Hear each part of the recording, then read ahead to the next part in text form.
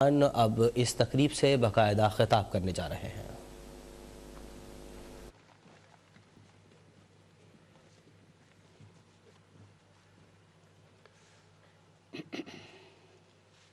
بسم اللہ الرحمن الرحیم۔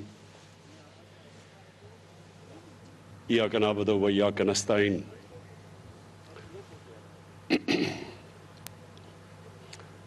جناب عثمان بزدار،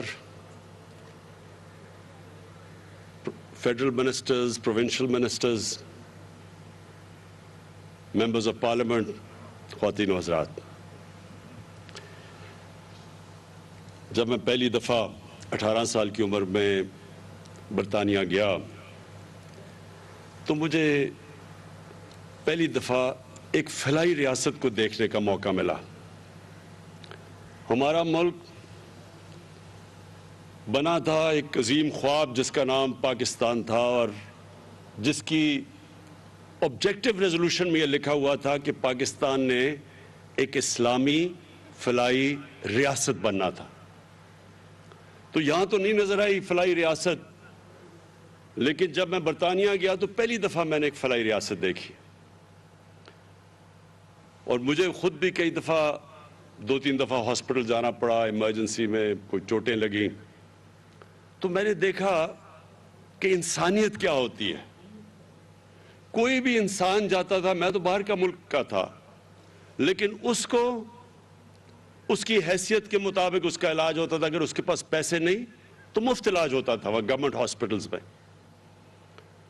اور مجھے وہ کبھی وہ چیز نہیں بھولتی کہ میں ہر قسم کے لوگوں کو وہاں دیکھتا تھا، اور ڈاکٹرز اور نرسز کوئی فرق نہیں کرتی تھی کہ ایک آدمی پیسے دے کے علاج کروا رہا ہے اور دوسرا مفت علاج کروا رہا ہے۔ کوئی فرق نہیں تھا انسانوں میں۔ میری جب والدہ بیمار ہوئی تو میں ان کو برطانیہ لے کے گیا، تو ان کا جو ڈاکٹر تھا اس نے نیشنل ہیلتھ کے ہاسپٹل میں ان کا علاج کر رہا تھا، اور ان کے جو نیشنل ہیلتھ کے ہاسپٹلز تھے ان میں مفت علاج ہوتا تھا، مفت، جو کہ لوگ پیسے نہیں دے سکتے تھے۔ تو میں اپنی والدہ کے لیے پیسے دے کے علاج کروا رہا تھا، اور ان کے ساتھ والے بستر پہ ایک عورت تھی جس کا مفت علاج ہو رہا تھا۔ تو میں مسلسل دیکھا کہ ڈاکٹرز اور نرسز کوئی فرق نہیں کرتی تھی ان کے بیچ میں۔ تو یہ یاد رکھیں، میں اپنی قوم کو بار بار ایک چیز سمجھاتا ہوں کہ ہمارے نبی کو رحمت للعالمین کہتے تھے۔ اللہ نے قرآن میں ان کو رحمت للعالمین بنایا تھا، سب انسانوں کے لیے رحمت بن کے آئے تھے۔ اس کو اگر ایک قدم آگے لے جائیں تو جو بھی ان کی سنت پہ اور ان کے راستے پہ چلے گا، اللہ کی رحمت ان لوگوں کے اوپر آئے گی۔ تو میں نے تو اپنی آنکھوں سے دیکھا کہ وہ ملک جو ہمارے دین والے تو لوگ نہیں وہاں، لیکن میں نے اللہ کی برکت دیکھی ادھر۔ وہاں اس طرح کے حالات نہیں جو ہمارے ملک میں، کیونکہ وہ مدینہ کے ریاست کے زیادہ قریب ہے ہمارے سے۔ اسکینڈینیویا چلے جائیں، وہاں اور زیادہ قریب ہیں، برطانیہ سے بھی بہتر فلاحی ریاست ہے۔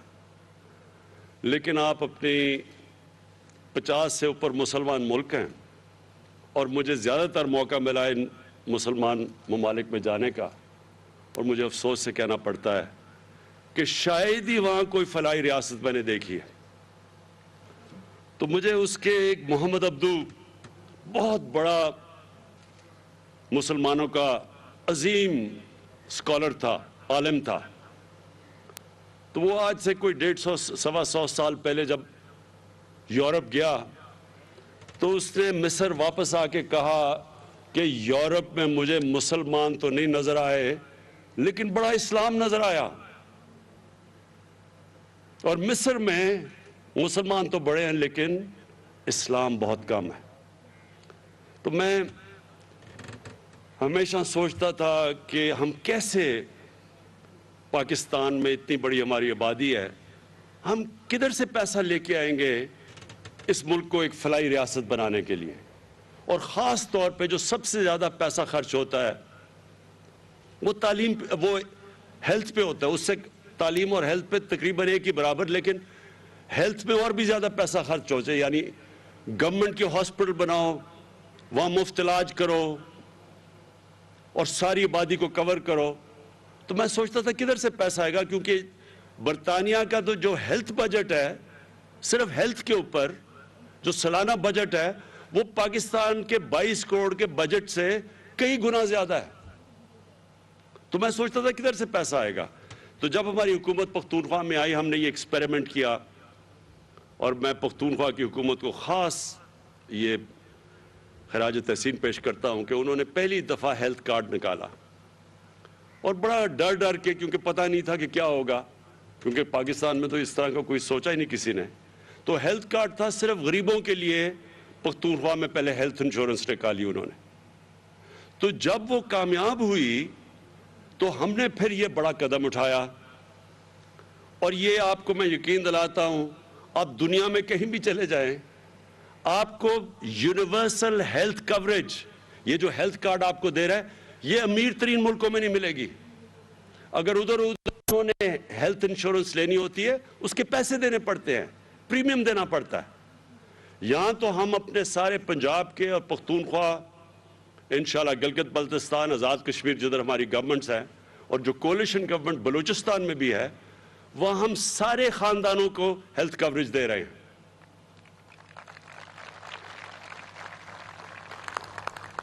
تو یہ میں ذرا آپ کو دوسری چیز بتاؤں کہ اس سے اب کیا ہوگا. ابھی ہمارا مسئلہ کیا ہے پاکستان میں؟ پہلے تو ہمارے پاس اتنا پیسہ ہی نہیں کہ اتنے زیادہ ہاسپٹل بنائیں جو ساری عوام تک ہم پہنچ سکیں. ہماری آبادی اتنی تیزی سے بڑھی ہے کہ وہ جتنی ہماری آبادی ہے اس کے لیے اگر ہم پورے ہاسپٹلز بھی بنا دیں، اور پھر جو پیسہ ہاسپٹلز کو چلانا وہ ہم کر ہی نہیں سکتے پورا. ہمارے پاس کبھی بھی اتنا پیسہ نہیں آئے گا کہ ہم ہاسپٹل بھی بنائیں، ہم پھر وہاں دوائیں بھی دیں، ڈاکٹرز کی بھی فیس دیں، نرسز بھی دیں، جو پیرامیڈیکل سٹاف ہے اس کے لیے بھی تنخواہیں دیں. ہمارے پاس پیسہ اتنا آ ہی نہیں سکتا. اگلے 5 سال میں تو نہیں آ سکتا، اس کے بعد انشاءاللہ آ بھی سکتا ہے، جو پاکستان میں اللہ نے نعمتیں بخشی ہیں. تو تب میں نے یہ جو ہیلتھ کارڈ ہے، اب یہ کئی چیزیں اللہ کی طرف سے انسان جب کوشش کر رہا ہوتا ہے تو اس کے اوپر سے مدد آتی ہے. تو اس سے اب کیا ہوگا؟ جو مسئلہ سب سے بڑا اس وقت ہمارے اکثریت عوام کو ہے کہ دیہاتوں کے اندر، چھوٹے شہروں میں، وہاں ہمارے جو ڈسٹرکٹ ہاسپٹلز ہیں، میں نے اتنی دفعہ دیکھا وہاں ڈاکٹرز ہی نہیں ہوتے.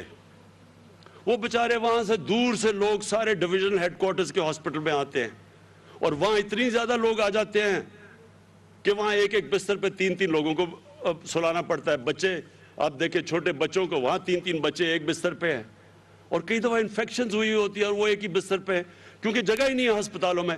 تو تھوڑے سے ہاسپٹل میں زیادہ تر لوگ پہنچ جاتے ہیں، اور جو پیسہ خرچ کر رہی ہے حکومت ڈسٹرکٹ ہاسپٹلز میں، وہ خالی پڑے ہوتے ہیں کیونکہ وہاں ڈاکٹرز ہی نہیں جاتے ہیں. تو یہ جو اب ہیلتھ کارڈ ہے یہ کیا کرے گا؟ اب چھوٹے سے چھوٹے بھی شہر کے اندر پرائیویٹ سیکٹر جائے گا ہاسپٹل بنانے، جو پہلے نہیں جاتا تھا. پرائیویٹ سیکٹر صرف بڑے شہروں میں ہاسپٹل بناتے ہیں کیونکہ وہ سمجھتے ہیں چھوٹے شہروں میں پیسے ہی نہیں لوگوں کے پاس. اب یہ جو ہیلتھ کارڈ آئے گا، یہ پہلی دفعہ چھوٹے شہروں میں، قصبوں میں، بلکہ گاؤں میں بھی پرائیویٹ سیکٹر جائے گا ہاسپٹل بنانے، کیونکہ اب لوگوں کے پاس پیسے ہوں گے اپنا علاج کروانے کے لیے ہیلتھ کارڈ کے ذریعے. تو انشاءاللہ یہ سارے پاکستان میں خود ہی ہیلتھ کوریج پہنچ جائے گی. دوسرا، ان سرکاری ہاسپٹلز میں جدھر ڈاکٹرز نہیں جا رہے، جدھر کام نہیں ہو رہا، ظاہر ہے مریض تو وہاں نہیں جائیں گے، مریض ادھر جائیں گے جس پرائیویٹ ہاسپٹل میں جدھر ان کو علاج مل رہا ہے. تو اب یہ گورنمنٹ ہاسپٹلز میں پریشر پڑ جائے گا. جب دیکھیں گے، گورنمنٹ دیکھے گی کہ ہاسپٹل میں کوئی آ ہی نہیں رہا، تو وہ پوچھے گی کہ کیوں نہیں آ رہا جناب.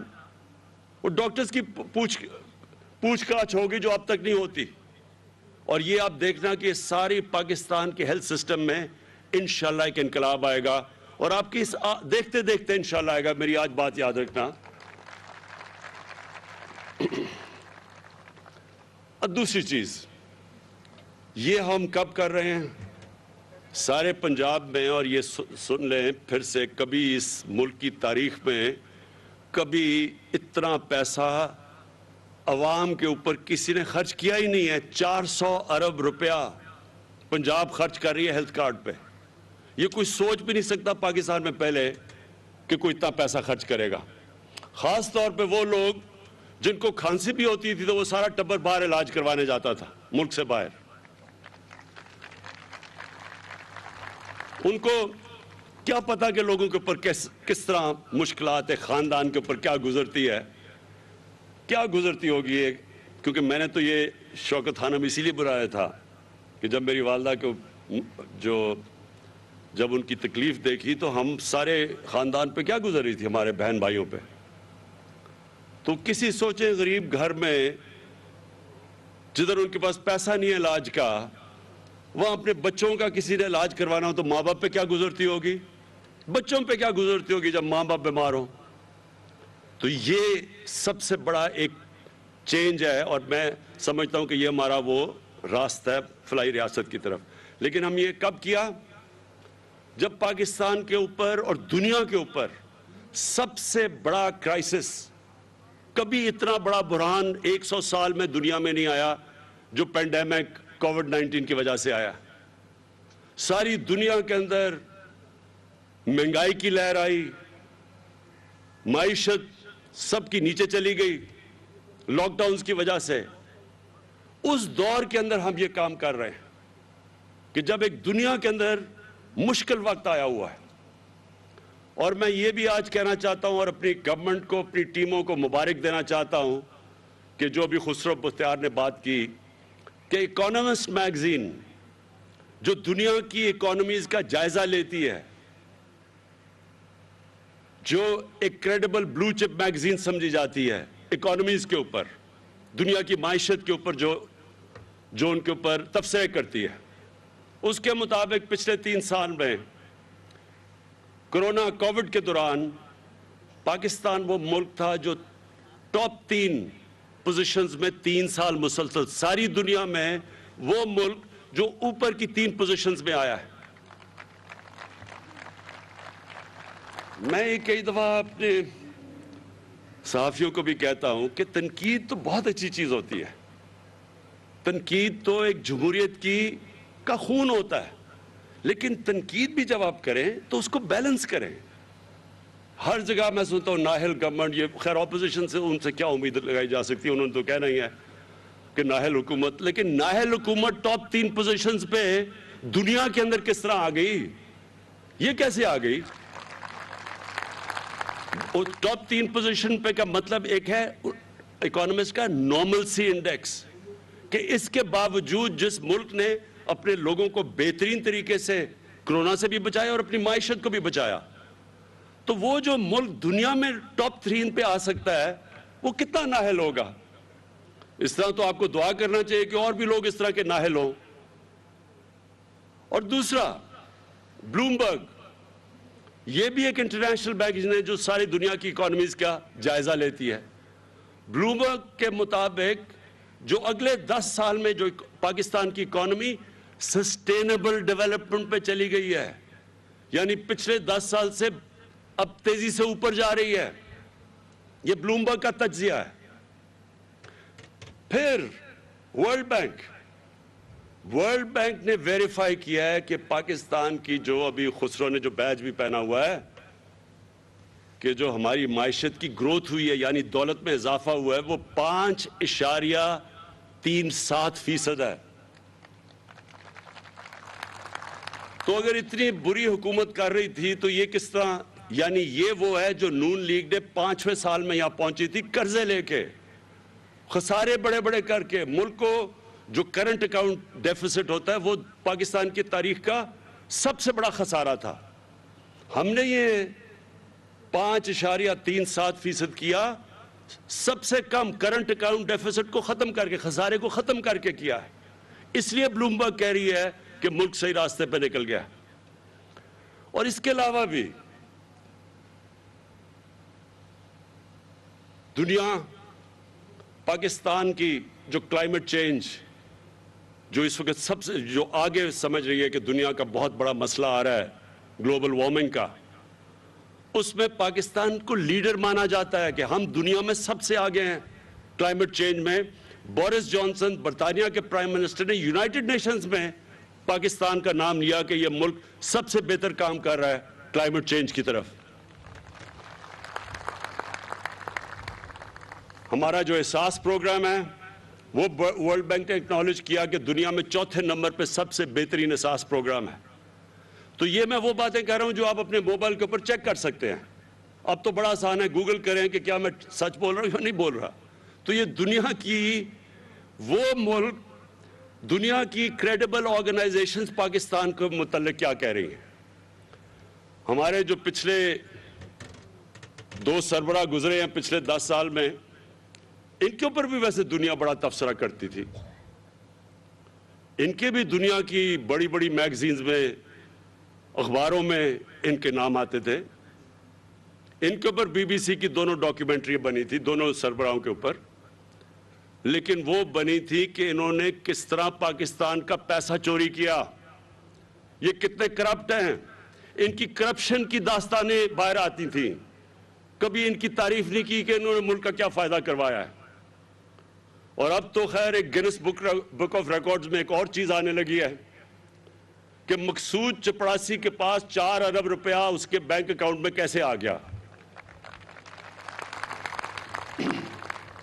ये सारी दुनिया अब हैरान होगी कि 10,000 रुपया जो तनख्वाह लेता है आदमी, वो ये शहबाज शरीफ के बेटे की शुगर मिल के अंदर उसके बैंक अकाउंट में 4 अरब रुपया यानी कि 400 करोड़ रुपया कैसे पहुंच गया। जब आप इनकी तय में जाएंगे तो आपको पता चलेगा कि हमारा मुल्क क्यों नहीं उधर पहुंच सका जिधर इसको पहुंचना चाहिए था। अल्लाह ने इस मुल्क में हर किस्म की नेमत दी है, लेकिन अगर आप फैक्ट्री के ऊपर भी एक डाकू को बैठा देंगे, वो फैक्ट्री भी बैंकरप्ट हो जाएगी। ये जो बड़े बड़े खसारे हैं, ये हर उन मुल्क को आप उठा के देख लें जो गरीब मुल्क है। मैं आपको आज दावे से कहता हूं कि एक एक दुनिया में मकरूज और गरीब मुल्क देख लें जिधर गुर्बत ज्यादा है, हर जगह उधर इसी तरह के डाकू मुल्क के ऊपर बैठ के पैसा चोरी करके मुल्क का पैसा बाहर लेके जा रहे होंगे। कभी भी कौम इसलिए गरीब नहीं होती कि उसमें वसाइल की कमी है। कभी कौमें गरीब नहीं होती वसाइल की कमी से। स्विट्जरलैंड है ही नहीं वहां वसाइल। कोई बताए कि वो कैसे दुनिया का सबसे खुशहाल खित्ता है। क्योंकि स्विट्जरलैंड में कानून की बालादस्ती है। स्विट्जरलैंड में कोई सोचता ही वहां कोई चोरी नहीं है, कोई कब्जा ग्रुप नहीं है, कोई वहां उनका सरबराह की जरूरत नहीं है कि मुल्क का पैसा चोरी करके बाहर लेके जाए। इदारे मजबूत हैं। और ये हमारी अब स्ट्रगल है मेरे पाकिस्तानियों। हमारी जो स्ट्रगल है वो इस मुल्क को एक कानून की बालादस्ती के ऊपर खड़ा करना है, एक फलाई रियासत बनाना है जो कि अपने कमजोर तबके को ऊपर उठाएगी। और मदीना की रियासत में इन्हीं 2 असूलों के ऊपर वो एक कौम खड़ी हुई थी जिसने दुनिया की इमामत की थी। वही 2 असूल थे। कानून के ऊपर कोई नहीं था, कानून की बालादस्ती थी, सब कानून के नीचे थे। और दूसरा, दुनिया की तारीख की पहली फलाई रियासत बनाई गई थी। और इन असूलों पे पाकिस्तान को खड़ा होना चाहिए था। तो अल्लाह का शुक्र है कि हम उस रास्ते पे निकल चुके हैं। पहला हमारा ये बहुत बड़ा एक एहसास प्रोग्राम है, एक कामयाब जवान प्रोग्राम है। और अब ये जो हेल्थ कार्ड है, ये सारा एक पाकिस्तान को फलाई रियासत की तरफ लेके जा रहा है। और दूसरा जो हमारा मुकाबला ये डाकुओं के टोले से है, और इनका सबसे बड़ा मसला ये है कि कानून के नीचे अपने आप को नहीं लाना चाहते। ये चोरी करें तो जी हमें एनआरओ दे दो, गरीब बेचारा चोरी करे तो वो जेल में। और शायद इसीलिए हमारे नबी सल्लल्लाहु अलैहि वसल्लम ने कहा था कि तुम्हारे से पहले बड़ी कौम तबाह हुई, जिधर बड़े डाकू चोरी करे तो आप उसको छोड़ दें और एनआरओ दे दें, और गरीब चोरी करे तो उसको जेल में डालें। जिस तरह हजरत अली रजी अल्लाह ताला ने कहा था कि कुफर का निजाम चल जाएगा, لیکن اس طرح کا ظلم اور ناانصافی کا نظام جدھر امیر عیاشی کرے چوری کر کے اور دوسرا بیچارہ صرف غریب جیلوں میں جائے، وہ نظام نہیں چل سکتا۔ اور آج اگر آپ نے دیکھنا ہے، کیونکہ مجھے موقع ملا ہے اس اپنی عمر میں ساری دنیا تقریباً پھرا ہوں، ہر غریب ملک کے اندر یہی ہمارے نبی صلی اللہ علیہ وسلم کا جو حدیث ہے وہ ہر غریب ملک میں یہ قابو آتی ہے۔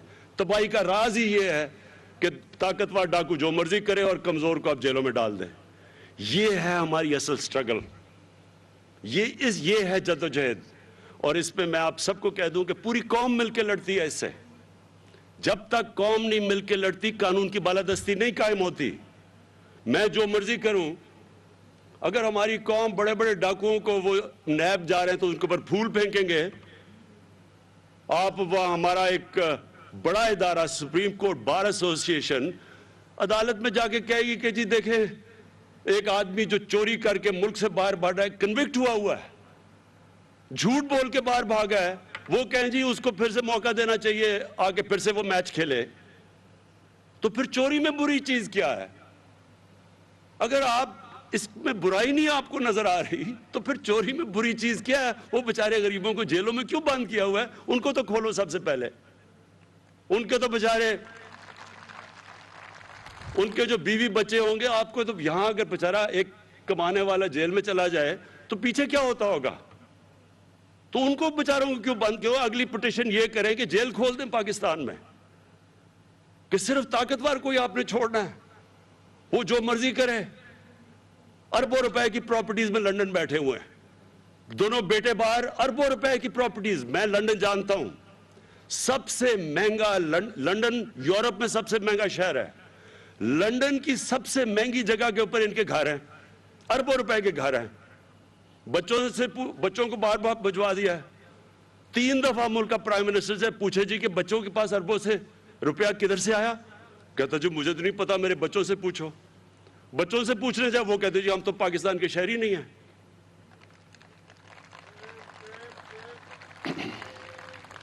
تو میرے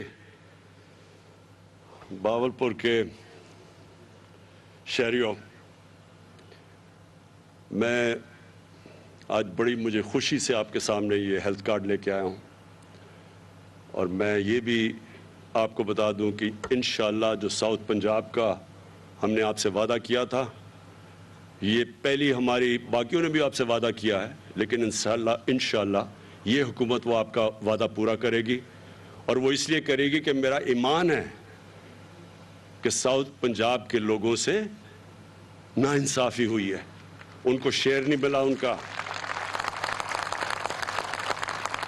نہ نوکریوں میں شیئر ملا، نہ جو ان کا حق تھا کہ جو ان کے آبادی کے تحت جو ان کو شیئر ملنا چاہیے تھا بجٹ میں، نہ وہ ملا۔ اور انشاءاللہ یہ ناانصافی اب ختم ہوگی۔ ہم نے ابھی بھی چینجز کر دیے ہیں، جو ابھی بھی پیسہ آ رہا ہے اب ساؤتھ پنجاب پہ خرچ ہو رہا ہے وہ کبھی پہلے نہیں ہوا، اور انشاءاللہ یہ جو میں اگلی باری آپ سے جب ملاقات ہوگی میں ساؤتھ پنجاب کا جو سیکریٹریٹ ہے اس کی اوپننگ کے لیے آؤں گا۔ شکریہ۔ بہاولپور میں وزیراعظم عمران خان نیا پاکستان قومی صحت کارڈ کے اجرا کی تقریب سے خطاب کر رہے تھے۔ ان کا کہنا تھا کہ ہماری آبادی تیزی سے بڑھ رہی ہے مگر ہمارے پاس اتنا پیسہ نہیں ہے کہ بے شمار اسپتال بنائیں۔ میں خیبر پختونخوا حکومت کو خراج تحسین پیش کرتا ہوں، انہوں نے سب سے پہلے صحت کارڈ کا اجرا کیا۔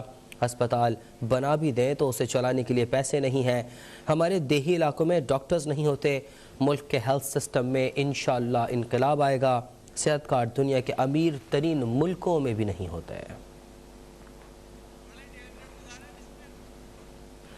ان کا کہنا تھا کہ جب میں پہلی بار 18 سال کی عمر میں برطانیہ گیا تو وہاں فلاحی ریاست دیکھنے کا موقع ملا، مجھے یہاں فلاحی ریاست نظر نہیں آتی۔ برطانیہ میں دیکھا کہ فلاحی ریاست ہوتی کیا ہے، وہاں مفت علاج کی سہولت موجود ہے، وہاں ڈاکٹرز اور نرسیں کسی مریض میں تفریق نہیں کرتیں۔ 50 سے زائد مسلمان ممالک ہیں مگر شاید ہی کہیں فلاحی ریاست موجود ہو۔ میں ہمیشہ سوچتا تھا کہ پاکستان میں اتنی بڑی آبادی ہے، اس کو کیسے فلاحی ریاست بنائیں۔ ہماری آبادی تیزی کے ساتھ بڑھ رہی ہے مگر ہمارے پاس اتنا پیسہ نہیں ہے کہ بے شمار اسپتال بنائیں۔ میں خیبر پختونخوا حکومت کو خراج تحسین پیش کرتا ہوں کہ انہوں نے سب سے پہلے صحت کارڈ کا اجرا کیا۔ ہسپتال بنا بھی دیں تو اسے چلانے کے لیے پیسے نہیں ہیں۔ ہمارے دیہی علاقوں میں ڈاکٹرز نہیں ہوتے۔ ملک کے ہیلتھ سسٹم میں انشاءاللہ انقلاب آئے گا۔ صحت کارڈ دنیا کے امیر ترین ملکوں میں بھی نہیں ہے۔ جب میں پہلی بار 18 سال کی عمر میں برطانیہ گیا تو وہاں فلاحی ریاست دیکھنے کا موقع ملا۔ افسوس ہے کہ مجھے یہاں فلاحی ریاست نظر نہیں آتی۔ برطانیہ میں دیکھا کہ فلاحی ریاست ہوتی کیا ہے۔ وہاں مفت علاج کی سہولت موجود ہے۔